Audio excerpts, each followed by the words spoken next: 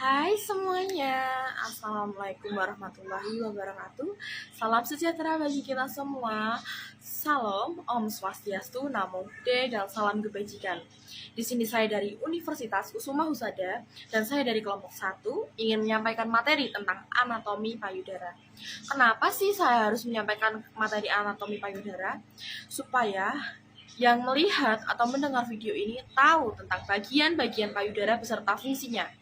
Materi ini akan disampaikan oleh teman-teman saya yang cantik, yaitu di sini ada saya sendiri, yaitu Syabila Tiara Aulia, lalu ada Elinda Kakak, Ririn Wijayanti, Yunita Merlinda Sari, Veronica Yuliana, ada Aksamina Aryanci, selanjutnya ada Restianti Walunjaya, Sylvia Esvandari, Lufia Wilda, Sintia Ratna, Laradian, dan Azizah Alistiqomah. Baik, tanpa berlama-lama, langsung saja enjoy our video.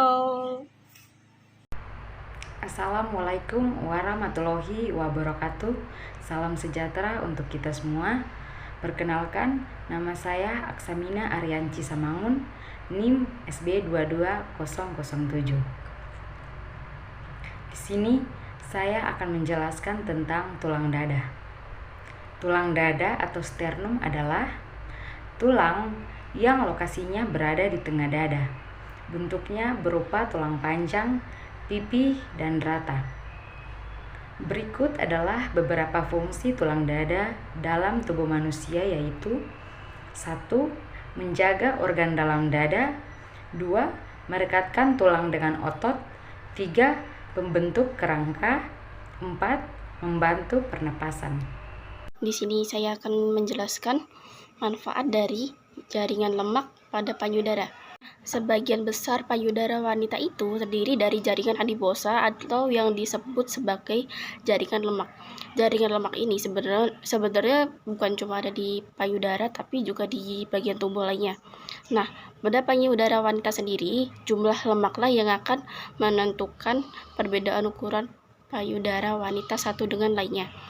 Jaringan ini juga memberikan konsistensi yang lembut pada payudara. Jadi, fungsi jaringan lemak di sini adalah untuk menentukan bentuk dan ukuran payudara pada wanita.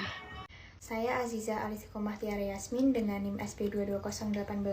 Di sini saya akan menunjukkan bagian lobulus serta manfaatnya. Jadi lobulus itu ada di sini. Ini, dan manfaat lobulus sendiri adalah menghasilkan ASI pada saat kita menyusui. Di sini saya akan menjelaskan tentang lobus dan fungsinya. Lobus adalah bagian korteks cerebri yang terletak di belakang dan berhubungan dengan penafsiran rangsangan visual. Fungsi lobus, setiap payudara memiliki sekitar 15 hingga 29 lobus. Jaringan ini tersusun seperti kelopak bunga aster. Lobus mengelilingi puting susu seperti jari-jari pada roda. Perkenalkan, nama saya Sylvia Esvandari dari SB22 NIM SB 22055. Di sini saya akan menjelaskan tentang duktus. Duktus termasuk anatomi payudara berupa saluran yang menghubungkan lobus dan lobulus. Saluran ini berperan untuk menyalurkan ASI yang telah diproduksi. Duktus-duktus kecil akan bergabung dan membentuk duktus besar. Duktus berukuran besar ini kemudian menyalurkan ASI ke puting ibu. Lalu, apakah itu duktus dan apa fungsi duktus? Duktus adalah saluran untuk mengalirkan air susu ke puting susu. Sekitar 15-20 saluran akan menuju bagian gelap yang melingkar di sekitar puting susu atau disebut juga dengan areola, membentuk bagian yang menyimpan air susu atau ampulae sebelum keluar ke permukaan. Saya Veronica Demotokai dengan NIM SB 22059. Di sini saya akan menjelaskan tentang areola. Areola adalah area melingkar di bagian tengah payudara yang berwarna lebih gelap dan mengelilingi puting susu. Areola memiliki kelenjar yang disebut dengan kelenjar Montgomery yang berfungsi untuk melumasi kulit payudara serta melindungi puting dan kulit dari lecet saat menyusui. Selama masa kehamilan, areola bisa menjadi lebih besar dan terlihat lebih gelap seiring dengan stimulasi hormon estrogen. Saya Lutfi Dewazia dengan NIM SB22037. Di sini saya akan menunjukkan bagian puting serta manfaatnya. Puting berbentuk bulat, kecil dan menonjol di bagian tengah areola, berada di sini. Setiap puting memiliki saraf dan terhubung dengan 9 saluran untuk mengeluarkan susu. Saya Yunita Merlinda Sari dengan NIM SB22061. Ini adalah otot pada payudara. Payudara tidak mengandung jaringan otot, melainkan adanya syaraf yang melekat pada otot tersebut. Fungsinya untuk meningkatkan gairah seksual atau sensasi pada organ payudara.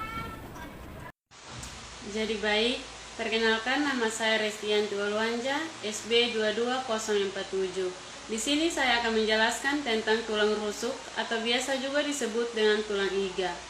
Dalam anatomi, tulang rusuk atau tulang iga bahasa Latinnya costea adalah tulang panjang yang melengkung dan membentuk rongga rusuk atau biasa juga disebut dengan tulang rusuk melindungi dada atau artinya toraks, paru-paru, jantung, hati, dan organ dalam lainnya di rongga dada.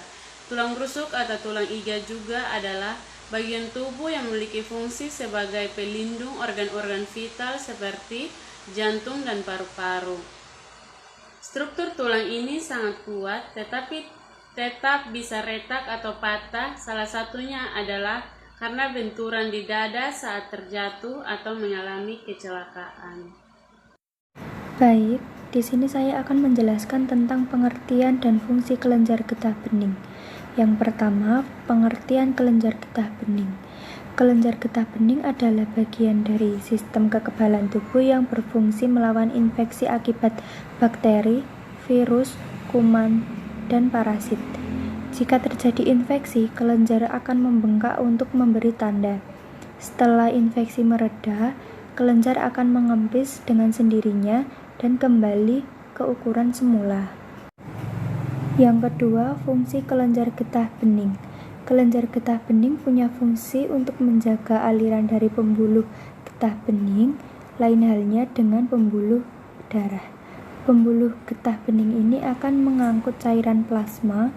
Cairan ini merupakan sisa cairan ketika darah sudah menyalurkan makanan ke seluruh jaringan di tubuh.